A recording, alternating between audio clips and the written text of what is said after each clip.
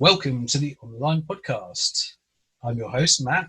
With me, I have Josh and Kris, as always. And today we are very lucky to have none other than Devin Cobleighh-Morrison. Welcome to the show, Devin. Hey, thanks, guys. So I've been asking everyone how they've been getting on during the lockdown. How have you found it, and have you done much kite flying? More than I have in a very long time. Um, it's been pretty nice actually. Just to like sit down and I guess kind of like reflect and recalibrate on everything and see, how plans of attack in and out of kiting have taken shape or not taken shape, or maybe gone in a direction that I didn't necessarily realize or anything. I don't. It's been like a pretty solid few months. So we ask everyone, how many years have you been flying? 24, 24. And so And how old are you? 28. that's crazy. Nice. That's crazy. So if you can cast your mind back then, what's your first kite memory? Okay, so the first kite memory doesn't involve a kite in my hands. I was watching Mary Poppins. She said to go fly a kite, and my first thought was like, okay, bossy, like, but sure. And I went to a hardware store and bought a plastic kite, and the rest is history. The first real kite memory I ever had was in Grand Haven. This was like a month, 2 months after I bought my first kite. We went to Grand Haven, and my parents bought me this little, it's a 3 foot stacker, called the Goblin. And bought it, set it up on the beach, and a guy named Robin Haas walked up and like gave us the complete lowdown. I took to it really fast. I flew my first demo that weekend on the secondary kite of this, what I call like this progressive series for me, which was the Hot Avalanche. And I ended up leaving the festival with like two goblins, a couple hot avalanches, and a mosaic. And that was history. Like, and we were hooked. So you got bitten by the bug. Yes. What age was that? 4. 4. Oh my god. Yeah, getting bitten by the bug at 4 is pretty intense. I've only been bitten by the bug quite late on in life, and that's expensive, let alone being right from almost day one.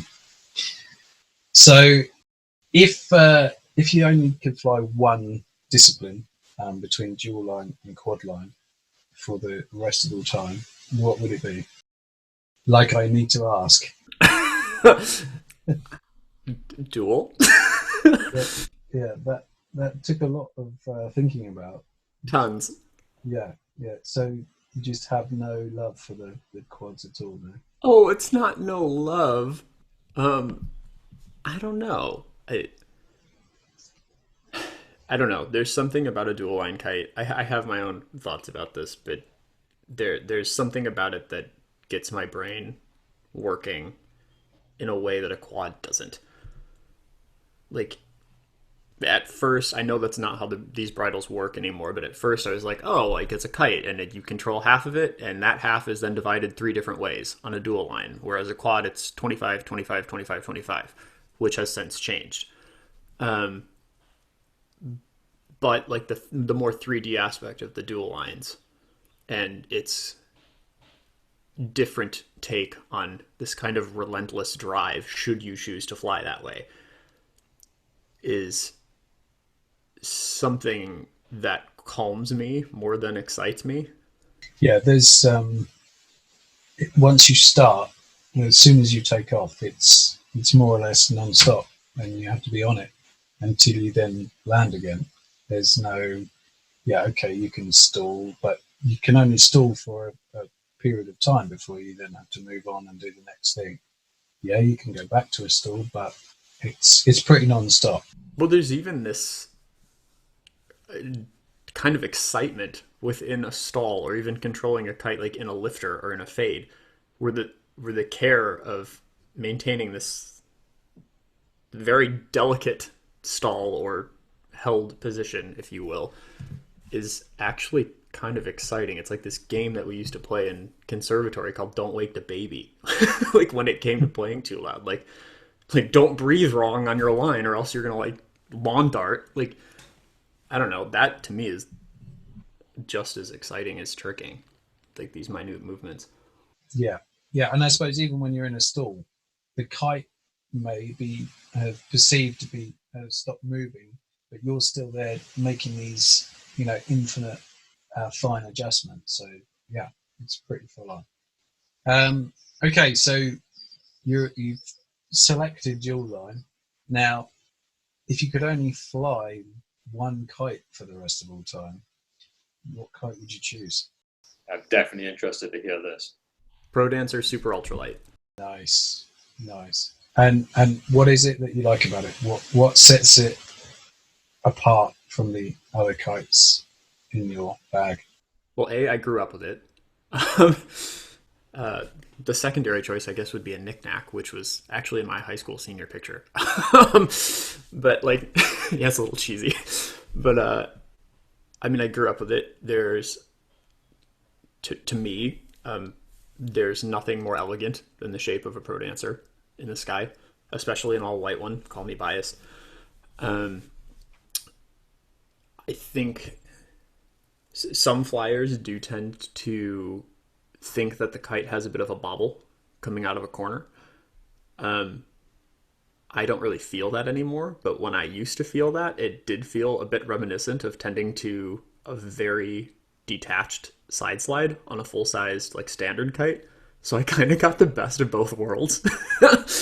um, and its ability to flat spin and furthermore do Taz's and comets are insane. Like if you have enough time to figure them out, which we can probably go into later. Cool. You've made it pretty clear then that you're more about the minutia of what you're doing as opposed to just rocking out tricks all day. So, on a focus of like what you do in person when you're on the flying field, what is your kind of mindset and where are you going? Like, what's your achievement that you set out to reach? Oh, geez. Well, okay, so I do a lot of tinkering. A lot of tinkering. Not with the kite itself. As a matter of fact, the one way to offend me the most in kiting is to tinker with designs. Um, but I do a lot of. I spend a lot of time getting older kites to do new things and feeling out different kinds of inputs or places where you can put your handles or even the distance between your thumb and your finger if you're flying with wrist straps or finger straps and how finger tension affects your movement between your lower arm all the way up through your shoulder, etc. So I don't really set out to do anything except for explore something small or maybe something big depending on where it goes in the more technical world, um, to just understand anything. Because when it comes to teaching, which is kind of my passion in this whole thing, you don't know what you're going to get. For example, this year in Grand Haven, we had a guy walk up to me. I was dialing in the Teeka prototypes, and he showed up with the first Airy Diablo by Ken McNeil and was like, I found this in my garage. Like, can you teach me? And I was like, excuse me? Like, A, that's very rare. B, what? And I hadn't flown one. So to pick up their equipment, fly it for a second, understand it, and then get to talk to them a little bit and see how they work and to kind of hear how they talk, is interesting to me. And going out by myself, figuring out all of these tiny little things about what makes things tick and how I respond to it and what that looks like in the sky is like that really is basically all I'm looking for, because it's the only way that I can articulate how to help other people. And it's better to be overprepared than underprepared when it comes to a sport that could use more people. Absolutely, no, that's a great answer. Okay, I guess following on from that, Skyburner are fully aware have recently re-released the Teeka, and you had quite a lot of input on that. Could you care to tell us part of your kind of story with the Teeka and how you got it from A to B? Okay, so when I was 4, when I walked into the good old beaches of Grand Haven, the Teeka Prototype at that point was the first kite that really was burned into my brain. I had a thing for crazy trailing edges at the time, and you don't get much more out there than one of those. Absolutely not. Yeah, so that was burned into my brain. I saw it again in Winning Performances, which was released around 1995 with Skyburner. That's a VHS of John and Boo flying all routines, and at that point, I had just one Kite Flyer of 1995. That kite was designed by David and did a lot of very interesting things. If you guys haven't been on YouTube and watched John Free Fly, a routine with the old Teeka on Winning Performances, it does very odd things. In the middle of an axle, it will stop as if it's in a pancake in super high winds and just freeze. And then all of a sudden he just goes boop and it's off. Very strange things on its back. Even the old version is very capable. It can do anything you ask it, including 2 pops. And that kite was very misunderstood. And very ahead of its time. Especially from David, who designed very elegant kites. All of a sudden there was like this redheaded like stepsister wild child figure in the family, and it didn't catch on very well. But to me, that was a big deal. That was kind of a wait, hold on, there's something more to this. And then with his passing, that was kind of his last big thing. And it felt weird to me, being so young, like having all this happen. And then like that was his last kite, and it was maybe not going as planned. It to me felt a bit reminiscent of like the opposite of what happens when a composer dies. Like, someone dies, oh, let's play all of his music. And like now it was like, wait, what? And I always held that kite very close to me. Because I do like kites with a bit of personality in them. And I like getting to understand them. And I always wanted to bring it back. And we didn't really have a plan. Like I just drew up plans one day. And it was like, screw it. It's the 25th like anniversary of this thing. And I put an original Teeka out on a bunch of paper, and I traced it. And I walked up a flight of stairs, and by eye, I just blew it up big time. For those of you guys that don't know, it is over full size.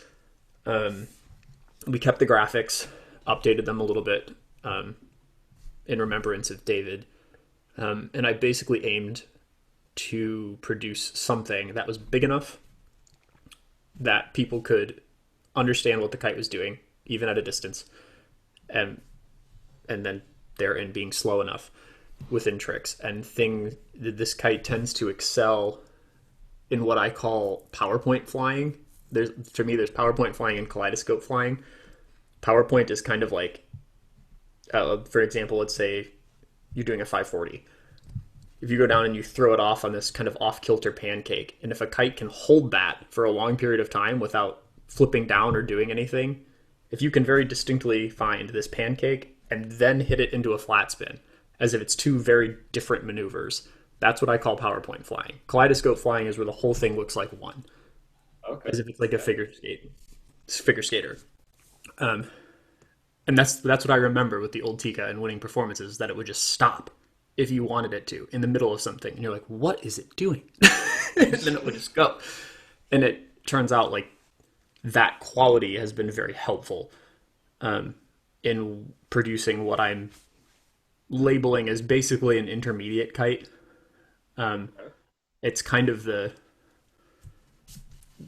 kite that it produces all of the things that the other one maybe didn't bring to the fore as well. Really good slides, precision, speed control. All the tricks are there should you choose to explore them, and it'll give them to you, but it's not going to hand them out. Where the other one, you try to throw something and it's like, what did I just do? And it might result in developing maybe an improper skill set or inefficient technique. Which is not fun, because then you have to relearn it. That was the whole the biggest thing with this kite. And I just walked into John one day and was like, I want to do a kite, and we talked about it, and then at the end of the day, we realized he had dropped everything, and like, and then it was like off to the races, and we're like, oh, I guess this is happening. It's like it wasn't planned at all. Like it was just like me acting on my childhood nostalgia, and like frankly, something that I thought was maybe a little morally like using this kite, and then kind of like having that be the last hurrah, like, and then it just kind of took off. To be fair, that's a great story and a great reason to bring back a kite. Yeah, that's insane. That's insane. You must have thought all your dreams came true all at once. It felt good, that's for sure. And it also is interesting to compare it with some of my other stuff, and kind of see there was a strange parallel to like the way I was as a person, like developing when I released the Solus with John versus the Teeka. One of them is very confused and impulsive and well, I mean, misunderstood, but most kites are, honestly. Just very different. And it started off as this team kite version that is a different Widowmaker that would roll up. And then it turned into like just this crazy contraption. And then the Teak, on the other hand, is like very based on like nostalgia and filling in gaps and hopefully transitioning US kites into more of a European feel, like kind of filling that gap a little bit. And I guess like acting on things that I was like, man, I should have like like really not released a kite when I wasn't developed yet, like as a person. Like it's, I don't know, it's very strange. I'm going off on tangents though. I mean, you said that you wanted to keep the original graphic and slightly change it a little bit. I've seen the kite, and I think it does look like it has a place in this kind of period of kiting. It looks like a modern kite. I can't wait to have it go over. Like a facelift model, basically. Yeah. Yeah, a very, very large facelift model. So, Devin, I have a question. I know a lot of flyers like to fly to music. Do you fly to music? Do you have any of your own preferences? Does it go on mood? Do you have playlists? What do you like to jam to? Nothing. Silence. Your own two thoughts? Music is what I do. Like, I'm a professional classical musician. I like when I go out and fly, I want to listen to like the sounds around me. I want to listen to how the kite is snapping in the air. Like, I want to hear the snap of a rod if we go there, like, or the the buzz of a sail, and or lines whistling, trees, like anything. Like the whole thing, the part of kiting for me is like it's a balance. It's still kind of performance art, which in essence is overload to what I do. So I deliberately go out of my way to like, I guess that was redundant. I deliberately like don't listen. Well, that's a great answer.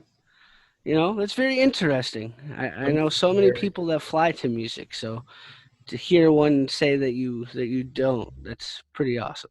So, but just building on that a bit, I mean, how long are you flying for in one go in a session? Oh, it depends. If it's 0.5 miles an hour with a pro dancer, sometimes a vapor, that might be sacrilegious based on my upbringing. Hours, I could go all day. And is that on your own or with company? Depends. If it's like, if you can barely feel the wind, like that is my time. If it's like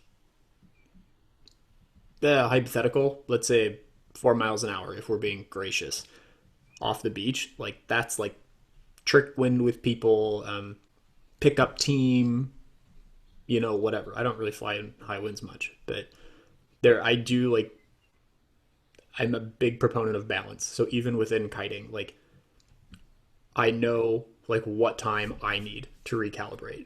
And it is always that half a mile an hour. Like with a pro dancer, like reconnecting with my roots, fundamentals, So it's a total meditation for you. Yeah. Kiting is like meditation. Yeah. I like it. I like it. Yeah, so you've told us that you started flying when you were 4, and like you've been flying for 24 years. You must have, along the way, seen some flyers which you found maybe influential, or somebody that's like sparked out in your mind. Can you name any, or have there not been any for you? It depends on the category, and it depends on the maneuver. I guess in a sense of general, nothing like specific, just like something that you've seen and recognized as, yeah. Okay, I'm going to say something. It's going to sound offensive, and then I'm going to elaborate. So don't like. In general, no one, because I go out of my way to hold everyone in the same regard, as much as I can. Josh is currently looking very crestfallen because he thought that he was the one that inspires you. Yeah, he'll get over it. But it's, yeah, I try. You can learn something from everyone. I think at first I was trying to find someone that I was like constantly trying to model everything after, until a dear friend of mine, Kris, you might have met him at one point, Joe Vernengo, started flying, and he was actually a veteran that had gotten hurt overseas in a variety of ways. And he has metal in his back and in his shoulder, so he can't move his arm in a certain way. And I had to work with him to fly in a different way so he could still get out and do whatever he wanted. And then I started to think like, yeah, I think the best way to go about all of this is like not to have any preconceived assumptions or expectations of anyone. Even, I don't care if you've won World Cup. I don't care if you're a beginner flyer. Like, it's like, oh, you fly kites? Cool. Like, like you can learn anything from anyone. When it comes to like differences in like, if I model what I want to model myself after in a certain discipline or maneuver, that's a different story. So would you say your two main hobbies in life are horn and flying kites? Or I say hobbies, I guess one's a profession. I think my biggest hobby is people, and horn and performance art, or kiting, or whatever you want to call it, are two mediums of which people interact. Would you say there are any relatable kind of attributes between the two that you think are quite cross-platform? Yeah, way too many. Like, oh man, let's see. All right, let's take it way back to the Mark Reid VHSs.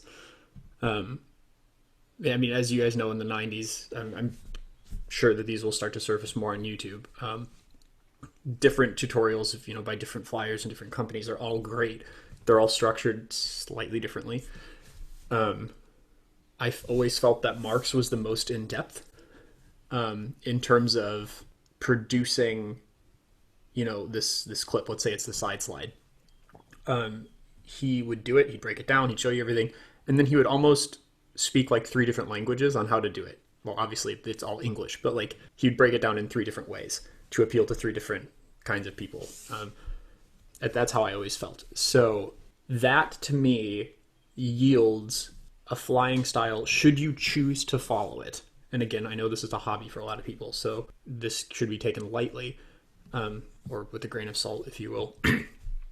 Should you choose to follow Mark's, I think, kind of structure, it has always yielded what looks to me in the sky is just a less hasty approach to learning. And even when I go back and try to pick up anything, mostly his spiels on reading wind,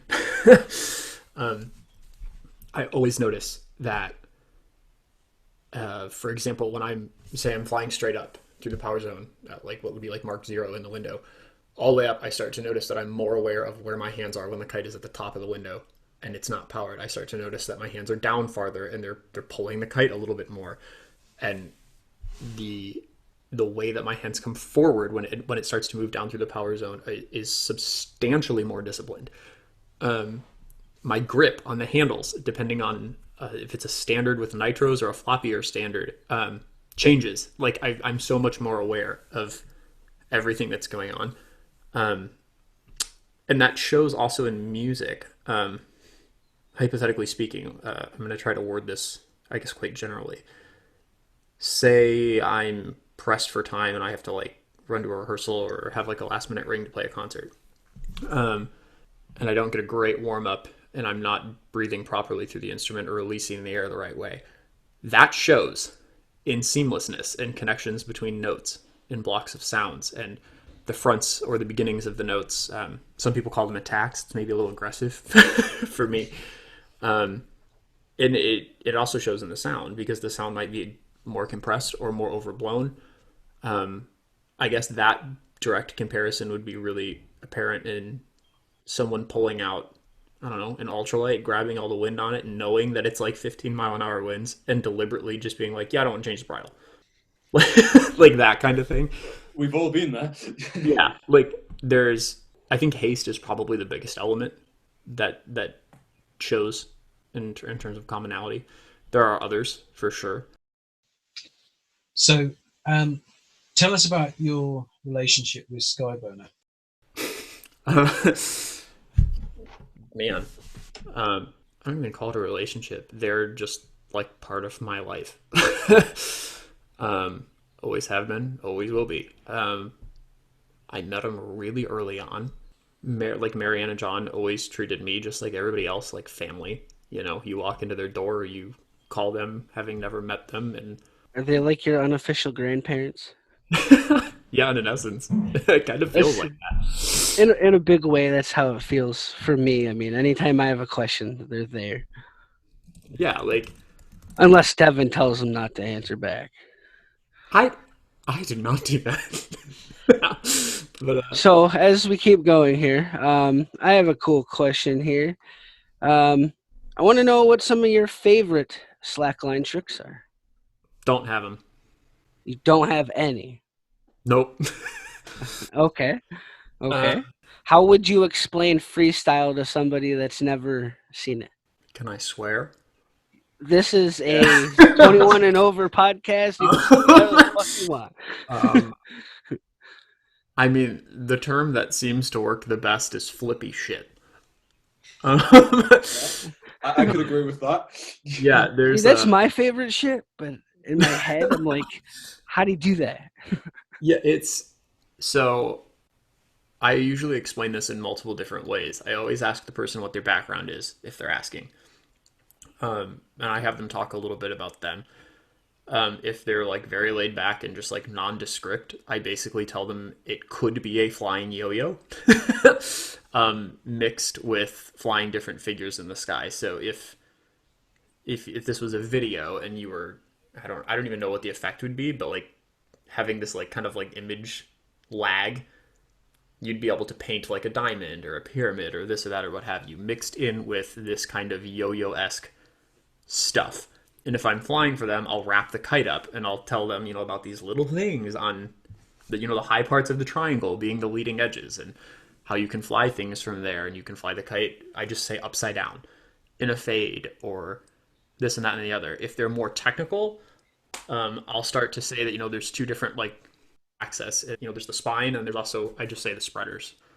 Like, and they're flipping different ways and sometimes a combination of both. And the focal point is always kind of that little, I think it's called the center cross on plans over there. I just, say it's that. Like, oh, you see that big black hole, like, right there? Like, that's the middle. And it's general.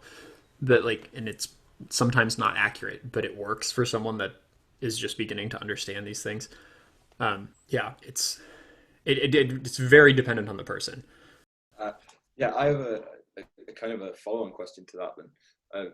You teach a lot of people and you see obviously quite a lot of stuff and you've been on the scene for a long time. When was the last time you saw something on the kite scene which made you go, that's interesting, or wow, something that shocked you? That's something. Okay, as what would that mean? Like good flying, a new model? That's completely open to you. The last time you were taken back. Kite House, Cosmic TC video of the Ghost One Night in Cologne. Best kite video ever produced. Yeah. I am unfamiliar, so someone needs to link me. Girl, you need to do yourself a favor right now and get on YouTube. Right now. Like we will What's the see you name? in 5 minutes. Like it is, that was I'll do great. that after the show, but yes. I think when I was a kid, honestly, the first, and I'm not saying this because I have a relationship with them, the first person that I thought, wow, they have a really distinct style flying was John Trenopole. Yeah.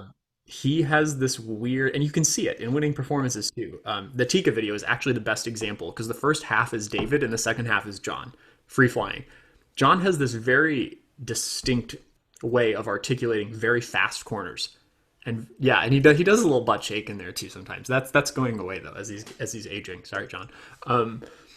But he does this thing whether it's he'll fly up and then he'll do like a 45-degree like sharp, I guess if it's 45, sure. Kind of clear corner to the right, and all of a sudden you'll see three very distinct like bang bang bang like tight little corners. Then he flies off and does something. It's like have you guys seen like firecrackers that are all tied together in like 200 little things? It's like, you can take them all apart. It's like unthreading a bunch of firecrackers and just throwing them. You hear, and then there's like another one that goes off like 50 feet over here, and then like another one. It's very different. And that flying was really exaggerated when he released the Wahoo, which was like, I think his baby at the time. It was a double axle machine. But like that was the first person that I was like, oh, like styles exist. And I still try to emulate that. All my kite designs have got to do those quick, like ding, ding, ding, like turns. They have to. Otherwise I won't fly them. Because it's nostalgia. It's great to have a set idea as what you want in the kite when you're designing a kite. That really helps. Yeah, I mean, that's a small thing, but it's something. Like, I guess that's in an essence like my nod to like my first, I guess, like real like influence. But What was your first kind of stab at designing a kite? Solus, yeah. Yeah, that's That was something. It was really fun though. I learned very quickly what goes on and just how much work it is, how much goes into a kite. Every time someone builds a kite for their first time, they go, "Holy shit!" Like there's there's so much that goes into this, and it's like you kind of know as a flyer, but you don't like know. So, how did you come about wanting to design your own kite? Where did it come from? I've always wanted to. I think at first, I think maybe Josh can relate to this because you started flying when you were 12. There's almost this instant gratification that comes with kiting, and it's really easy to get caught up in it, where it's like, I want the kite to do everything I want it to do. And you get frustrated when like what you think a kite isn't there, and frankly, that's bullshit. Like they all have personalities, and everyone with different personalities design them. So leave them alone and embrace it. And at first, I went after the Solus because there was a very popular kite out that I really hated a lot, and I wanted to do my own spin on it, and I kind of wanted it to be a little bit more teamy. I wanted the ultralight to roll up because in the Midwest, it's you either fly in two or you fly in like, well, you don't because it's way too high. The wind. And it kind of like came from this weird place of like, I just want to make a kite that I like. And then it turned into something more. And like, it was almost, it wasn't a selfish stab, but it was more of a stab of like, it was more of this like hard lesson of like, you need to appreciate something for what it is. And sure enough, after I designed that kite, I really got along with this kite that I couldn't stand. Doesn't mean I flew it for very long, but like, but I was like, oh, because like I was the one that was creating this personality, very misunderstood personality. And then after I designed my first kite, my like appreciation for all these different models like really took off. Even single lines, which I never really gave much thought to, except for like, wow, a lot of work goes into those. And like those are pretty. And then I'm like, wow, this like little delta is like blowing my mind. Like, okay, I'm also tangent, sorry. No, but it's interesting that you say that because after flying foils like power kites, so on and so forth, and dual lines, transitioning to quad lines, I'd never in my wildest dreams thought that moving on from quad, I would have an appreciation for single line. But it's crazy that it just it just gets you in exactly the same way. And it's I definitely have a whole massive appreciation for the single line kites out there that I never thought that I would have. So very interesting that you would say that. I guess this is kind of a follow-on to what you've just said. You say you appreciate the kites for what they are, and you don't need a kite that does everything.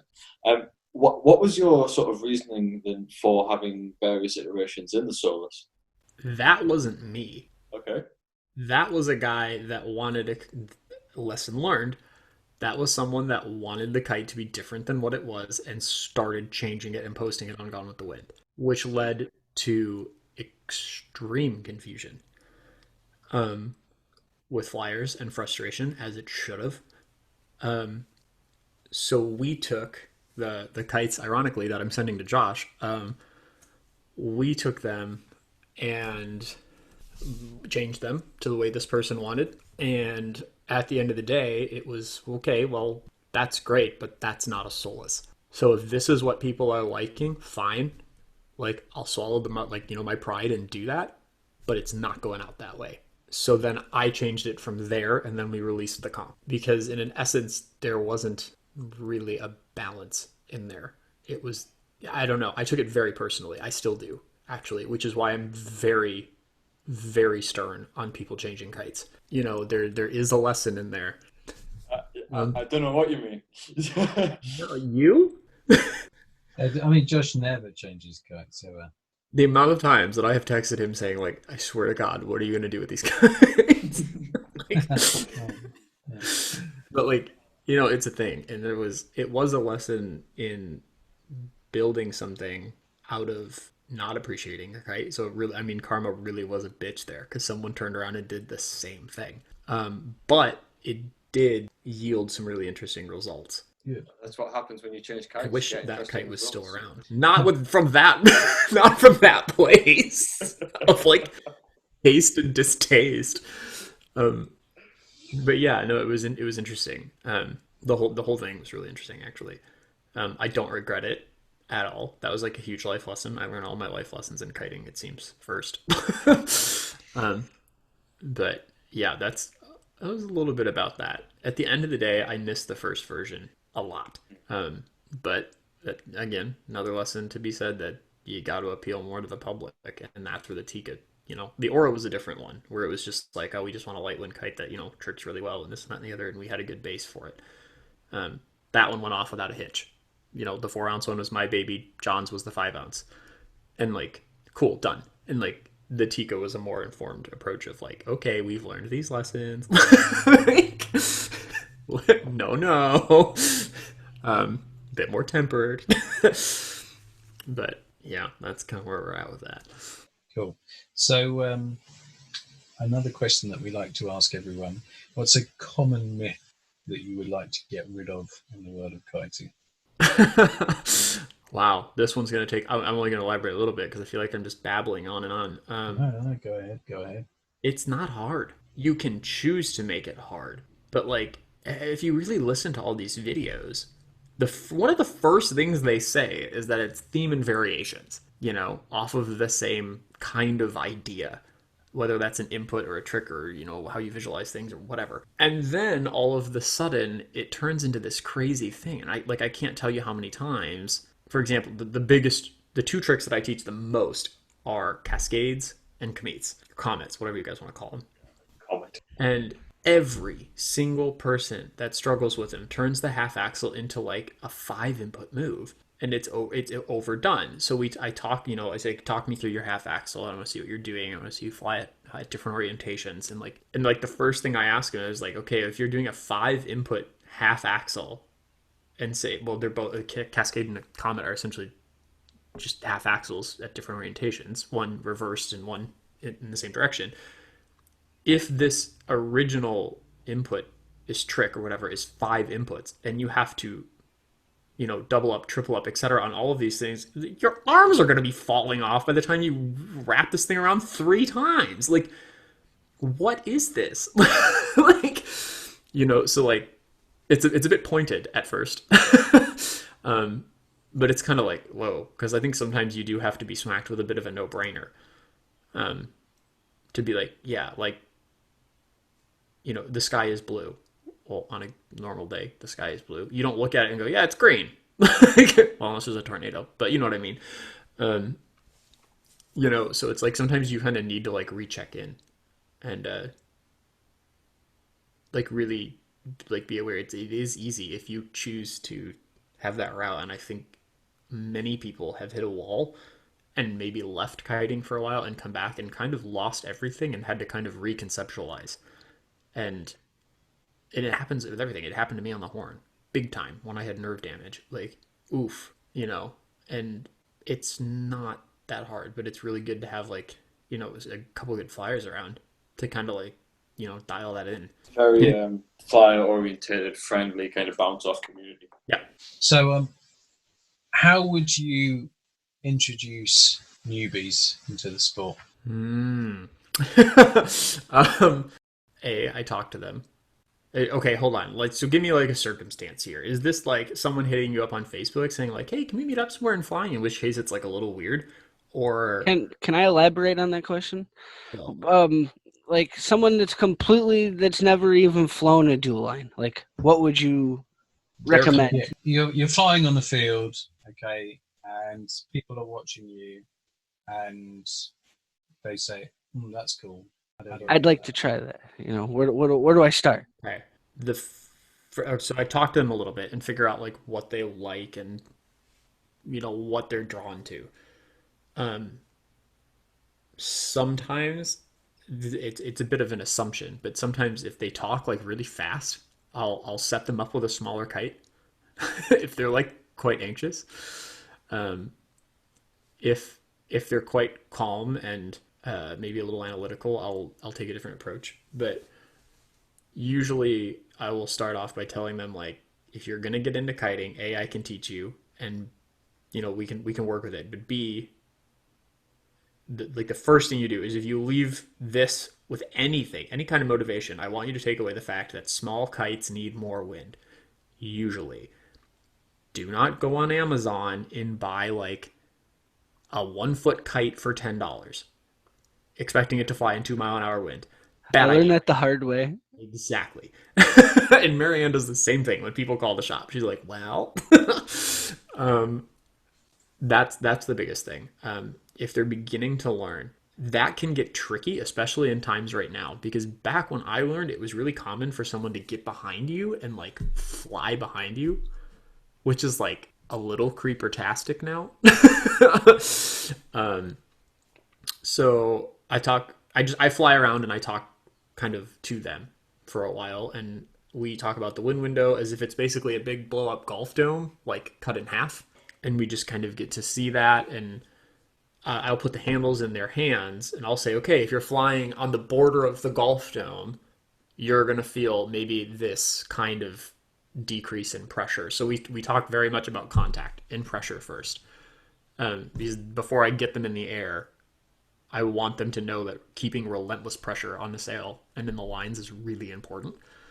That saves a lot of time. A lot of time. And strangely enough, I've also noticed that it stops this weird, like, flagging down a plane kind of flying approach where you're, like, launching and your hands are above your head. It's like, what? Like, ow, your shoulders. But, like, explaining to them that pulling back and having this big range of motion behind you is operative. It's like they don't even do it once the first time. So I kind of read them as we're going. Then we go up to the top of the window, observe the release and pressure, and then we talk about just input changes of when the pressure gets released on the kite, you do not have to smack it around. Teeny, teeny, teeny, tiny. Like you're basically pulling as much as the kite is pulling you, unless you're knocking it out of the sky. Save that lesson for, a couple years down the road. And then we start moving into the power zone and we start doing turns and this and that and the other. And it's very much kind of relying and very dependent on this idea of constant connection, which to an essence is also something very personal. And it has never failed yet. I'm sure I will meet someone as like stone cold as they come that look at me like I'm crazy, and in which case I will love it and I will want to teach that person more. But like, yeah, that's kind of that's it. It's maybe a bit of a different take, maybe not, but that's also very wind dependent. Like, I want to learn how to fly a kite. It's like 1 mile an hour. Like, That's when you bust out the ninja. yeah, and that, but it also really comes back to what we talked about at the beginning. Is like you have to be very versatile and know a lot of different languages, a lot of different setups. Be a bit of a Mark Reid and be able to articulate things in many different ways. And to people that might not be able to move in a certain way, like there's kind of a lot to it. Like, but Yeah. I'd rather have more tools than too little and just be, floundering around like a, dingus, for lack of a better term. Well, it's nice that your response is that you would actually effectively take someone new under your wing to show them how it works, as opposed to pointing them in the opposite direction and a different resource. So that's a good answer. It's a very good answer. So Yeah, and it's important to be curious. yeah, So, on every one of these episodes, I like to do this little beginner segment, and I would like to ask you what would be 5 tips for you to tell an absolute beginner? Don't land a plane when you launch. um, that's what I call it. Every time people launch and they put their hands above their head, that I call it landing a plane or like flagging down a plane. Oh, I guess landing a plane really wouldn't work, would it? I guess you'd want your hands on the controls if you were landing a plane. It's fine. Like flagging down a plane.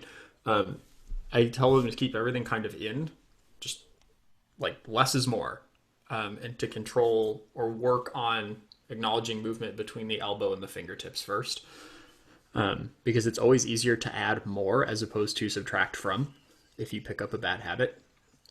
I always teach them how to cartwheel. I don't care if they have not launched a kite first. Like, most of the time, if they're learning how to fly, I will flip the kite over and put it on its leading edge in a place where it will roll into the window. And I just say, pull the top wing. And they look at me like I'm on crack. And they pull the top wing. I always say, like, if that doesn't matter if it's a guy or a girl or whoever, I say, picture you're like walking down this little alley and you have this like little handbag or whatever you have in your hand. Maybe it's a wallet or keys. And someone's going to run up behind you and try to take these keys and like mug you and run away. And you are doing nothing more but swatting the guy in the nuts just very quickly. Like, and they do that and the kite flips right over and it sits on 2 points and they look at me like, what? Like, and people never forget it. And like, I need to see that in person. God, I remember I was teaching this couple and I was teaching the wife and she's like, honey, come here. I need to understand. I was like, oh God.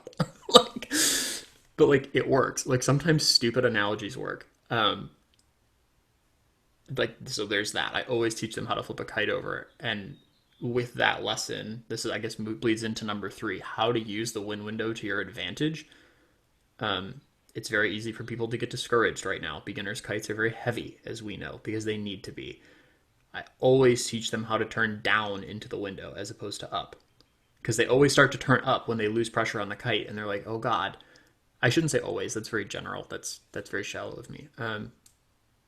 A common tendency is to turn up.